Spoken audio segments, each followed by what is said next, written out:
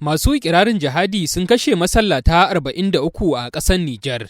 Hukumomi daga jamhuriyar Nijar sun ayyana makoki na kwanaki 3 bayan wasu 'yan bindiga sun kashe akalla mutum 44 yayin da suke sallar Juma'a. Rahotanni sun ce harin ya jikata mutum 13, 4 daga cikinsu na cikin mawuyacin hali a harin da aka kai a garin Kokoru da ke kan iyakan Nijar da Mali da kuma Burkina Faso. Rahotanni sun ce wata sanarwa da ministan harkokin cikin gidan Nijar, Muhammad Tumba ya fitar ta ce maharan da ke biyayya ga kungiyar Islamic State wato IS su ne suka kai harin, ya ce da misalin karfe 2 na rana daidai lokacin da musulmai ke yin sallar Juma'a. Maharan sun ka mamaye masallacin Juma'a domin aikata kashe-kashe da ba a saba gani ba.